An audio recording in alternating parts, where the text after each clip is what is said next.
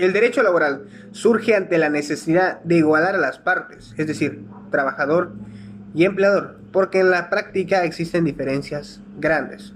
Una de ellas es el poder económico del empleador, es decir, mientras por un lado tenemos a una persona con un capital de 10,000, 50,000, 100,000 dólares, al otro lado tenemos a una persona con necesidades.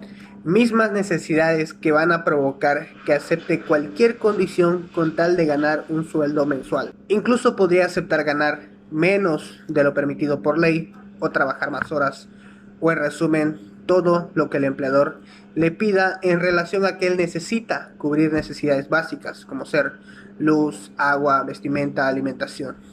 El derecho se da cuenta de esta realidad práctica y que existe una desigualdad entre el empleador y el trabajador.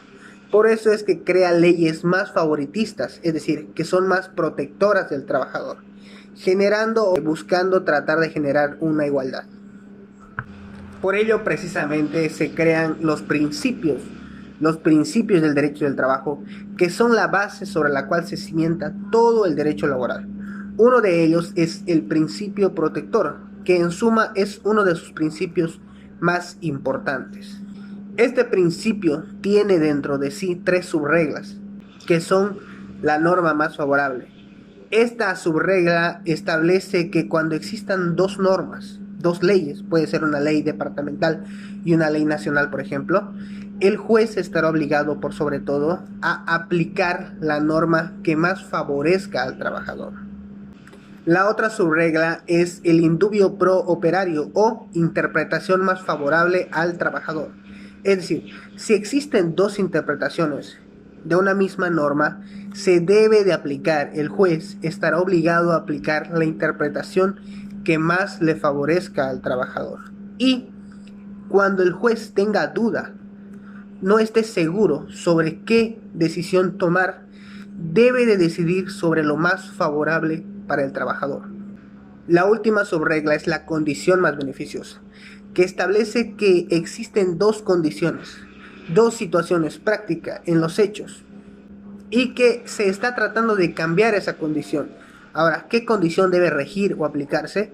La condición que más beneficia al trabajador. Vamos a un ejemplo. Digamos que a un trabajador al ingresar al trabajo se le ofrece una comisión. Una comisión, pongámosle, del 10%.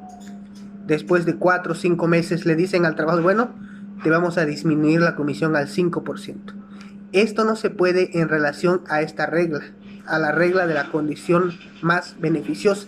No se puede empeorar la situación del trabajador, las condiciones del trabajador. Se pueden mejorar, pero no se pueden empeorar. La relación laboral. Este es el vínculo que genera derechos a favor del trabajador, también le genera obligaciones, pero une de cierta forma al empleador, es decir, genera una obligación recíproca entre el trabajador y el empleador. ¿Cuáles son los elementos que dan vida o prueba o demuestran la existencia de la relación laboral? La relación laboral existe en tanto y en cuanto concurran tres requisitos en esa relación. En esa relación de dos partes debe de concurrir estos requisitos para que entendamos que se trata de una relación laboral, por ende bajo la tutela de los derechos laborales. Los tres requisitos son la subordinación, es decir, que existe control sobre el trabajador. El trabajo a cuenta ajena, es decir, que el trabajador no realiza el trabajo para sí mismo o por sí mismo, sino que él realiza la labor para favorecer a otro. Es decir, una persona requiere realizar una labor para generar un beneficio, pero él contrata a alguien para que lo haga por él. Eso es trabajo a cuenta ajena. Y el tercer requisito es la remuneración, que como remuneración es válida el pago diario, semanal, quincenal, comisión por jornal o cualquier tipo de forma de pago que se le dé al trabajador. El contrato en materia laboral. Bien, el contrato en materia laboral podrá ser verbal, es decir, hablado, y podrá ser escrito. El contrato verbal solamente se podrá pactar por tiempo indefinido. En el tiempo indefinido existe el periodo de prueba que se toma como tal los primeros 3 meses de trabajo. En los contratos por escrito se podrá pactar este tipo de contratos por tiempo fijo, por temporada, de manera eventual, por obra o por servicio. Este tipo de relación necesariamente debe de ser por escrito. Dentro de este tipo de contratos no puede existir el periodo de prueba. En específico, el contrato a plazo fijo necesariamente debe de durar no más de un año y solamente se podrá realizar por 2 veces consecutivas. Además de ello, no se podrá contratar bajo esta modalidad a personal que tenga relación directa con la actividad principal de la empresa. Poniendo un ejemplo, una empresa que se dedica a vender muebles no podrán ser contratados a plazo fijo vendedores, salvo que exista un evento que haga incrementar las ventas o la necesidad de personal, pero que esa necesidad sea temporal, ya sea por la baja médica de uno de sus trabajadores o por un incremento temporal, por ejemplo en fechas navideñas. Jornada legal máxima en Bolivia. Bien, el artículo 46 de la Ley General del Trabajo establece 2 límites para los varones. Establece 8 horas por día y 48 horas por semana.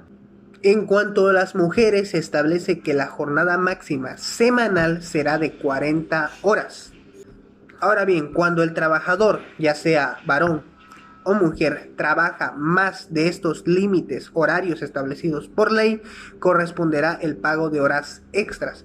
Las horas extras se pagan en resumen con el doble de lo que cuesta o lo que se paga por una hora ordinaria.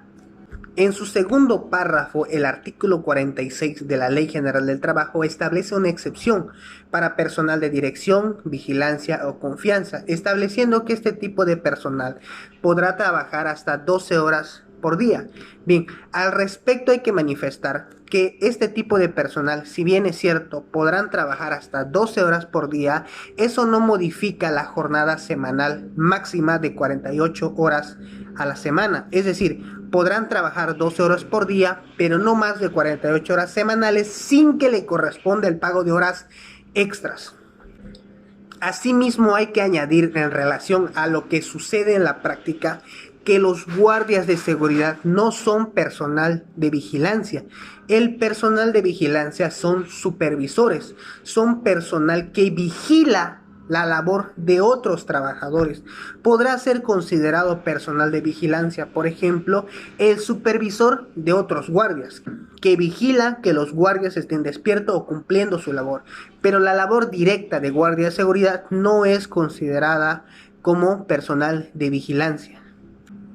Si trabajas en día feriado o domingo, debes de saber que por trabajar en estos días se tiene que pagar con el doble de un día normal. Es decir, si por ejemplo ganase 100 bolivianos en una jornada normal, por un día trabajado, feriado o domingo, que también son considerados feriados todos los domingos, corresponderá el doble.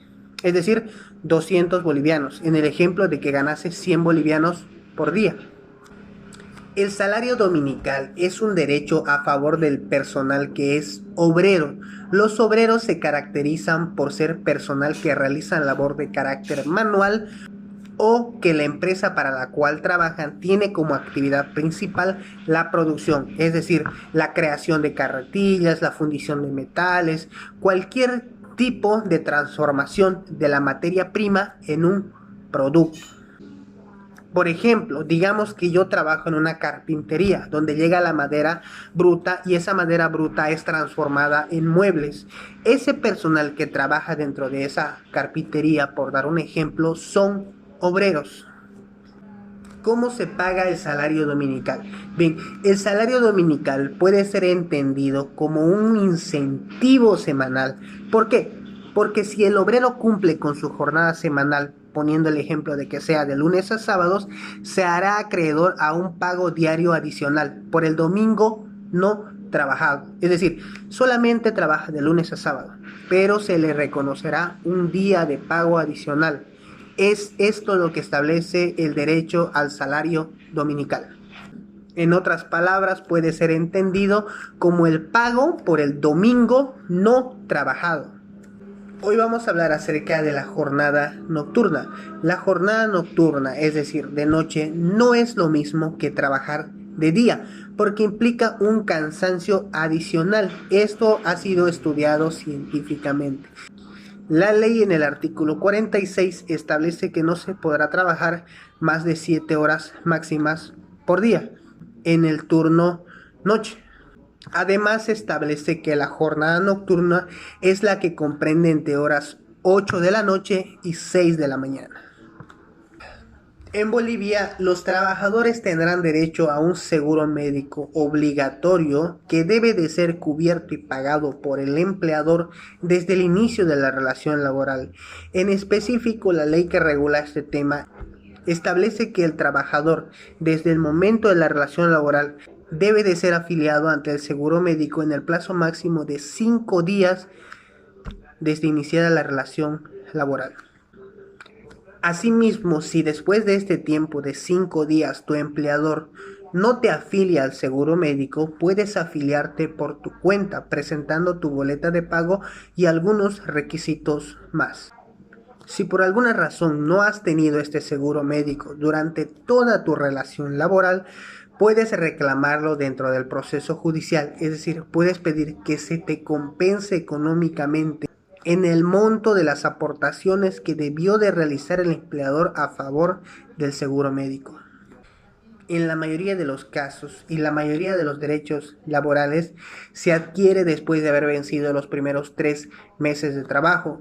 Derechos, por ejemplo, como el aguinaldo, la indemnización por tiempo de servicios, la prima y el desahucio en caso de producirse el despido injustificado.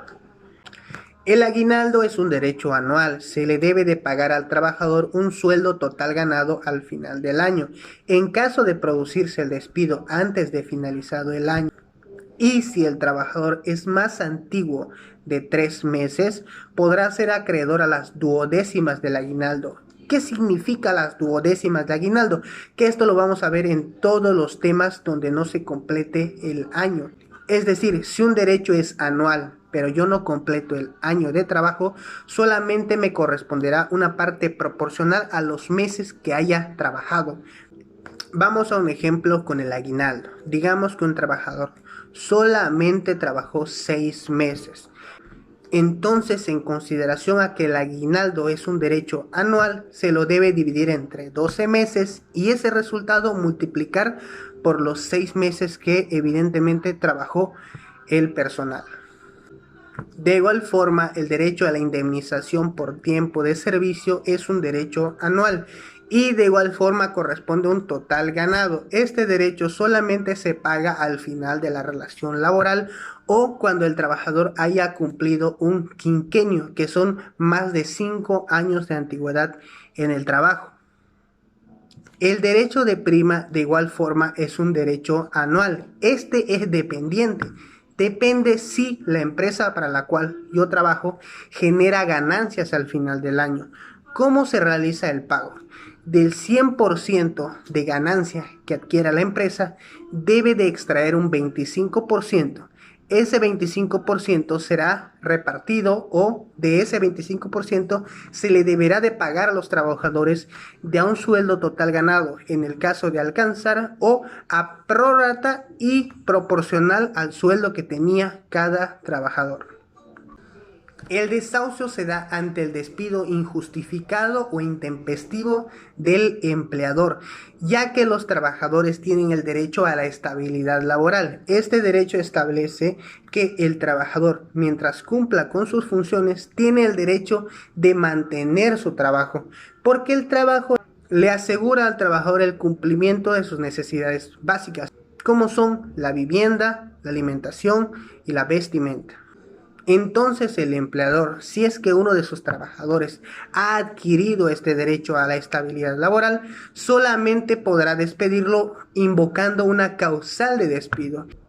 Y si lo hace de manera contraria a lo que acabamos de decir, es considerado un despido injustificado ilegal y por ende le corresponderá pagar el desahucio. El desahucio es igual a 3 sueldos totales ganados, que tiene la finalidad de sancionar al empleador y tiene la finalidad también de asegurarle al trabajador que durante esos 3 meses que se le paga, él pueda conseguir otro trabajo. El derecho de vacaciones se adquiere después de haber vencido el primer año de trabajo. Tiene una escala, es decir, mientras más antigüedad tenga el trabajador, tendrá más días de vacaciones.